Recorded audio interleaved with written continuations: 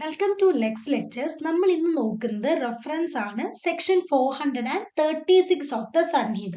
അപ്പൊ ഇപ്പോഴാണ് ഒരു ലോവർ കോർട്ടിന് ഹൈക്കോർട്ടിലേക്ക് ഒരു കേസിൽ റെഫറൻസ് പോകാൻ വേണ്ടി സാധിക്കുന്നത്. അതാണ് നമ്മൾ ഇനി നോക്കുന്നത്.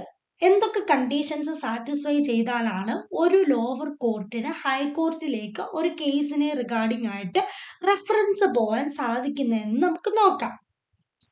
ഫസ്റ്റ് ഓഫ് ഓൾ എന്ന് പറഞ്ഞാൽ ഒരു ലോവർ കോർട്ടിന്റെ മുന്നാകെ ഒരു കേസ് പെൻഡിങ്ങിൽ ആയിരിക്കണം. ആ കേസിൻ്റെ അകത്ത് ഒരു ആക്ടോ ഓർഡിനൻസോ അല്ലെങ്കിൽ റെഗുലേഷന്റെ വാലിഡിറ്റി ക്വസ്റ്റ്യൻ ചെയ്യുന്ന ഒരു ഫാക്റ്റ് ഇൻവോൾവഡ് ആയിരിക്കണം.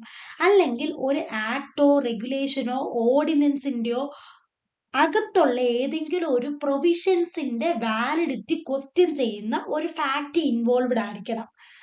അതുപോലെ തന്നെ നമ്മുടെ ഈ കോർട്ട് ഇങ്ങനെ ഒരു കേസ് ഹൈക്കോർട്ടിലേക്ക് റെഫർ ചെയ്യുമ്പോൾ ആ ആക്ടോ ഓർഡിനൻസോ റെഗുലേഷനോ ഇൻവാലിഡ് ആണെന്നോ അല്ലെങ്കിൽ ഇൻഅപ്രോപ്രിയേറ്റ് ആണെന്നോ ഹൈക്കോർട്ട് ഹെൽഡ് ചെയ്യും എന്ന വിശ്വാസത്തിലാണ് റെഫർ ചെയ്യുന്നത്. അപ്പോൾ ഓൾറെഡി ഒരു ആക്ടോ ഓർഡിനൻസോ റെഗുലേഷനോ ഇൻവാലിഡ് ആണെന്നും പറഞ്ഞ് ഹൈക്കോർട്ട് ഹെൽഡ് ചെയ്തിട്ടുണ്ടെങ്കിൽ പിന്നെ ആ സെയിം ഫാക്ടറിന്റെ ബേസിസിൽ വീണ്ടും റെഫറൻസ് പോകാൻ വേണ്ടി സാധിക്കത്തില്ല.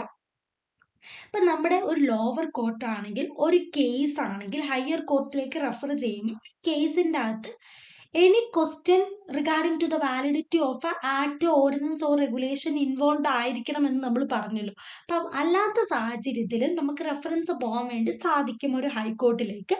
പക്ഷെ ആ ക്വസ്റ്റ്യൻ ഓഫ് ലോ എറേസ് ചെയ്യുന്ന ആ കേസിന്റെ ഹിയറിംഗിന്റെ സമയത്തായിരിക്കണം.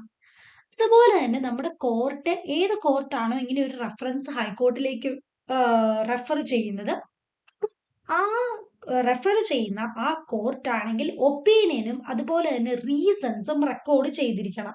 ഇപ്പം നമ്മുടെ ഹൈക്കോർട്ട് ഇങ്ങനെ ഒരു ക്വസ്റ്റ്യന് ഹൈക്കോർട്ടിലേക്ക് റെഫർ ചെയ്തു. അത് കഴിഞ്ഞിട്ട് ഹൈക്കോർട്ടാണെങ്കിൽ ഹൈക്കോർട്ടിന് ഫിറ്റ് ആകുമെന്ന് തോന്നുന്ന ഒരു ഓർഡർ പാസ് ചെയ്ത ഓർഡറിന്റെ ഒരു കോപ്പി ഈ റെഫർ ചെയ്ത കോർട്ടിനും റെഫറൻസിന് വേണ്ടി കൊടുക്കും. ഓക്കെ, അപ്പൊ ഇങ്ങനെ ഒരു കോപ്പി നമ്മുടെ റെഫർ ചെയ്ത ആ കോർട്ടിന് കിട്ടിയതിന് ശേഷം നമ്മുടെ ഏത് കേസിലാണോ റെഫറൻസ് പോയത് ആ കേസ് ആണെങ്കിൽ ഈ ഓർഡറുമായിട്ട് കൺഫേം ചെയ്തുകൊണ്ട് ആ കേസ് ഡിസ്പോസ് ചെയ്യണം. അതുപോലെ തന്നെ ആരാണ് ഈ റെഫറൻസിന്റെ കോസ്റ്റ് പേ ചെയ്യേണ്ടത് എന്ന് തീരുമാനിക്കുന്നത് ഹൈക്കോർട്ട് ആയിരിക്കണം. അപ്പോൾ വളരെ സിമ്പിൾ ആയിട്ടുള്ള ഒരു സെക്ഷനാണ് ജസ്റ്റ് റെഫറൻസ്. ലോവർ കോർട്ടിൽ നിന്നും ഹൈക്കോർട്ടിലേക്ക് ഒരു കേസ് റെഫറൻസിന് എന്തൊക്കെ കണ്ടീഷൻ സാറ്റിസ്ഫൈ ചെയ്തിട്ടാണ് പോകുന്നത് എന്നാണ് നമ്മൾ ഈ വീഡിയോയിൽ നോക്കിയത്. ഈ വീഡിയോ യൂസ്ഫുൾ ആയിട്ടുണ്ടെങ്കിൽ ഉറപ്പായിട്ടും ലൈക്ക് ചെയ്ത് സപ്പോർട്ട് ചെയ്യുക. പുതിയ പുതിയ ലീഗൽ അപ്ഡേറ്റ്സിനായി ലെക്സ് ലെക്ചേഴ്സ് സബ്സ്ക്രൈബ് ചെയ്യുക. Thank you for watching my video.